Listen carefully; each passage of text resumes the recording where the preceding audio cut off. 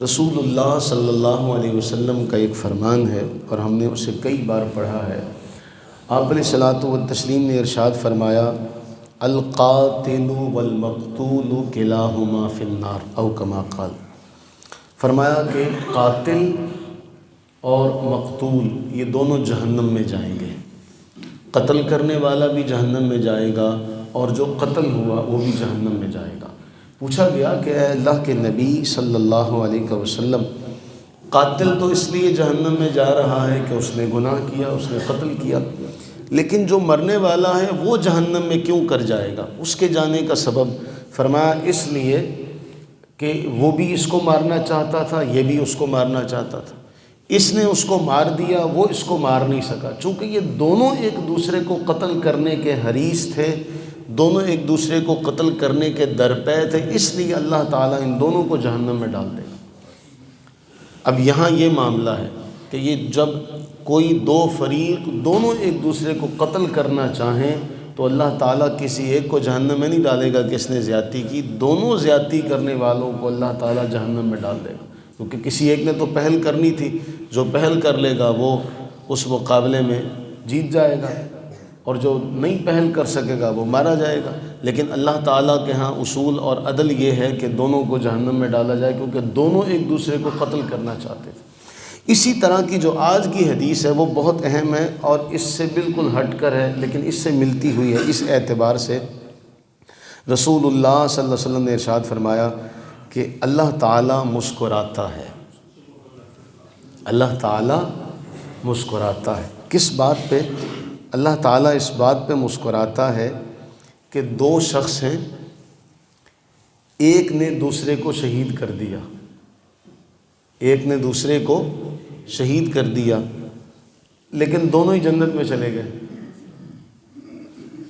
اب اس کا معاملہ یہ ہے، نبی سرور عالم صلی اللہ علیہ وسلم نے ارشاد فرمایا کہ جو پہلا قتل کرنے والا تھا، قتل احدہم الآخر یدخلان الجنۃ جمیعا، ایک نے دوسرے کو قتل کیا لیکن دونوں جنت میں۔ کیسے؟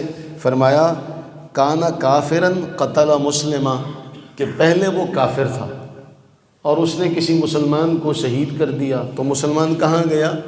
جنت میں گیا۔ بعد میں ثم ان الکافر اسلم قبل ان یموت، اس کافر نے بھی مرنے سے پہلے اسلام قبول کر لیا۔ اس کافر نے، جس نے اس مسلمان کو قتل کیا تھا، اپنے مرنے سے پہلے کیا کیا؟ کلمہ پڑھ لیا، اسلام قبول کر لیا۔ فَأَدْخَلَهُمَ اللَّهُ عَزَّ وَجَلَّ الْجَنَّةَ، اللہ نے ان دونوں کو جنت میں داخل فرما دیا۔ اچھا، یہ اس کی مثال آپ کو پتہ چل جائے گا۔ حضرت حمزہ سید الشہداء رضی اللہ تعالی عنہ، ان کو شہید کیا تھا جنگ احد میں حضرت وحشی نے رضی اللہ تعالی، لیکن اس وقت وہ مسلمان نہیں تھے۔ اب حضرت حمزہ رضی اللہ تعالیٰ عنہ اس کے ہاتھوں شہید ہو کے کہاں گئے؟ جنت میں چلے گئے۔ اللہ نے حضرت وحشی کو یہ توفیق عطا فرمائی کہ حضرت وحشی نے اپنی موت سے پہلے اسلام قبول کیا، نبی سرور عالم صلی اللہ علیہ وسلم کے ہاتھوں پر بیعت کی، قبول کر لیا اسلام۔ اب انہوں نے پہلے ان کو قتل کیا تھا، وہ جنت میں گئے، اور یہ اسلام قبول کر کے یہ بھی کہاں چلے گئے؟ جنت میں چلے گئے۔ اللہ تعالیٰ جب ان دونوں کو دیکھے گا تو اللہ تعالیٰ مسکرائے گا، اللہ تعالیٰ تو یعنی اچھا، یہ بھی ایک سوال ہے کہ ایسے کون سے مواقع ہیں جہاں پہ اللہ خوش ہوتا ہے؟ ان مواقع میں سے ایک موقع یہ ہے۔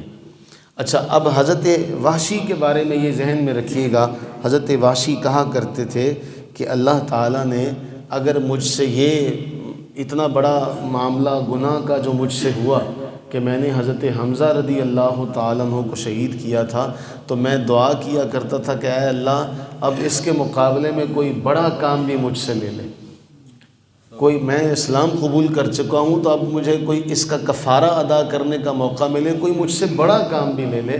تو اللہ تعالیٰ نے بڑا کام یہ لیا کہ نبی سرور عالم صلی اللہ علیہ وسلم کے بعد جو مسیلمہ کذاب، جس نے نبوت کا دعویٰ کیا تھا، جو جھوٹا تھا، اس کو قتل کرنے والے حضرت وحشی تھے۔ تو حضرت وحشی رضی اللہ تعالیٰ نے یہ کہا کرتے تھے کہ یہ اللہ کا مجھ پہ کرم اور احسان ہے کہ اگر میں نے زمانہ جاہلیت میں اتنا بڑا گناہ کیا تھا تو اللہ نے مجھے اسلام میں آنے کے بعد اتنی بڑی نیکی کی توفیق عطا فرمائی کہ میں نے نبی سرور عالم صلی اللہ علیہ وسلم کی نبوت کے اوپر ڈاکہ ڈالنے والے کو میں نے جہنم رسید کیا تھا، تو میں نے اسی طرح نیزے سے اس کو بھی مارا تھا۔ تو یہ اللہ تعالیٰ کا کرم ہے۔ تو معاملہ یہ ہے کہ مالک جس سے چاہتا ہے جو چاہتا ہے کام لے لیتا ہے، یہاں تو یہ معاملہ ہے، لیکن اس کی بے نیازی کا عالم یہ ہے۔ نبی صلی اللہ علیہ وسلم میدان جنگ میں آپ کے سامنے ذکر کیا جاتا ہے کہ اے اللہ کے نبی فلاں مجاہد اس نے کتنے کافروں کو قتل کر دیا، کتنے کافروں کو اس نے مار دیا۔ اللہ کے نبی علیہ السلام دیکھیں اس کی بہادری کا عالم کیا، فرمایا وہ جہنمی ہے، وہ جہنمی ہے۔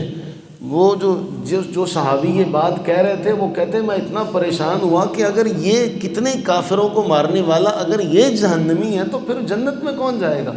لیکن نبی صلی اللہ علیہ وسلم کی زبان سے نکل چکا تھا کہ یہ جہنمی ہے۔ میں نے کہا اب میں اس بات کی تہہ تک جاؤں گا، میں اس بندے کے پیچھے پیچھے ہو لیا جس نے کتنے کافروں کو جہنم رسید کیا تھا۔ کہتے ہیں اس کے ایک زخم لگا اور وہ زخم کی تاب نہ لا سکا، ایک کنارے پر گیا اور اس نے خودکشی کر لی۔ تو میں نے فوراً کہا اللہ اور اس کے رسول نے سچ کہا ہے۔ میں فوراً اللہ کے نبی علیہ السلام کی بارگاہ میں پہنچا۔ مفہوم حدیث ہے کہ میں نے جا کے اللہ کے نبی علیہ السلام کے سامنے کلمہ پڑھا، کہا کہ آپ نے سچ کہا تھا۔ پوچھا کیا ہوا؟ فرمایا جب میں نے آپ سے ذکر کیا کہ وہ بڑا بہادر ہے، بڑا جری بہادر ہے، تو آپ نے فرمایا وہ جہنمی ہے۔ تو میں تھوڑی دیر کے لیے شش و پنج میں آ گیا کہ اگر یہ جہنمی ہے تو پھر جنت میں کون جائے گا؟ اتنا بڑا بہادر، لیکن آپ نے فرمایا تھا اس کی کوئی نہ کوئی حقیقت تو تھی، میں اس کے پیچھے چل پڑا۔ تو معاملہ یہ ہے رب تعالیٰ چاہے تو ابابیلوں سے لشکر کو مروا دے، اور اگر رب نہ چاہے توفیق نہ دے، توفیق سلب کر لے، تو ایٹمی طاقت ہوتے ہوئے بھی اسلامی ممالک جو ہے وہ کچھ نہیں کر سکتے۔ ایک چھوٹے سے ملک کا جو بالکل زمین کا دنیا کا سب سے چھوٹا ترین ملکوں میں ایک ملک ہے، اس کو بھی آج کچھ نہیں کہہ سکتے، اور وہ پتہ نہیں 5000 سے زیادہ کے افراد جو ہیں مسلمان جو ہیں وہ شہید ہو چکے ہیں۔ یہ اللہ کی بے نیازی کا عالم ہے۔ وہ توفیق دینا چاہے تو ایک ننھے منھے پرندے کو یہ توفیق دے دے اور اس سے اتنا بڑا کام لے لے، اور کسی کو محروم رکھے، کسی سے سلب کر لے، تو اس کے پاس سب کچھ ہو، سر و سامان ہوتے ہوئے بھی اللہ تعالیٰ اسے یہ توفیق نہ دے۔ یہ اس کے معاملے اس لیے ہیں تاکہ ان معاملات کی بنا پہ کل جنت میں اور جہنم میں جانے کا فیصلہ بھی تو وہ کرے گا۔ ہم نے ایک حدیث پڑھی تھی، آپ یاد کریں، رسول اللہ صلی اللہ علیہ وسلم کی حدیث ہے، اس کا مفہوم یہ ہے اگر ایک گناہ ہوا اور آپ اس موقع پر موجود نہیں تھے، لیکن آپ نے اس گناہ کے کرنے والوں کو اچھا سمجھا، تو آپ ایسے ہی گویا کہ آپ اس موقع پر موجود ہیں۔ جیسے یہودی جو نبی علیہ السلام کے زمانے میں یہودی تھے، ان یہودیوں نے تو کوئی گناہ نہیں کیا تھا، لیکن ان کو بھی برا اس لیے کہا جاتا تھا کہ یہ اپنے بڑوں کے آباء و اجداد کے اس برے عمل کو اچھا کہتے تھے، اس لیے یہ بھی انہی کی مثل تھے۔ اور اگر کوئی شخص گناہ کے ہوتے ہوئے بھی موجود ہو لیکن اس گناہ کو اچھا نہ سمجھے، تو وہ ایسا ہے جیسا وہ اس موقع پر موجود ہی نہیں تھا۔ تو گناہ ظالموں کی مدد کرنے والا اور ظالموں کے ظلم پر خاموش رہنے والا بھی تو ظالم ہی کہلاتا ہے۔ تو یہ بھی اللہ تعالیٰ کی توفیق ہے کہ اللہ تعالیٰ یہ توفیق کسی کو دے دے کہ وہ ظالم کو ظالم ہی کہہ سکے، اور کچھ نہیں کر سکتے۔ تو نبی علیہ السلام کا یہ جملہ کتنا اہم ہے، انصر اخاک ظالما او مظلوما او کما قال، کہ اپنے بھائی کی مدد کرو، چاہے وہ ظالم ہو چاہے وہ مظلوم ہو۔ پوچھا گیا اے اللہ کے نبی مظلوم کی مدد کا تو معنی سمجھ میں آتا ہے، ظالم کی مدد کیسے کرے؟ فرمایا ظالم کی مدد یہ ہے کہ اس کو ظلم سے روکو، اس کو کیوں جہنم میں جانے دے رہے ہو؟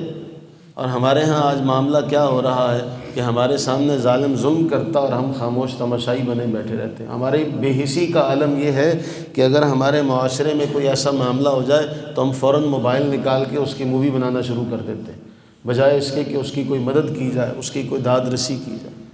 اللہ سے دعا کریں کہ اللہ تعالی ہماری بے حسی کو دور فرمائے، اللہ تعالی ہمارے ضمیر کو زندہ رکھے، اللہ تعالی ہمارے ضمیروں کو غیرت عطا فرمائے، آمین ثم آمین۔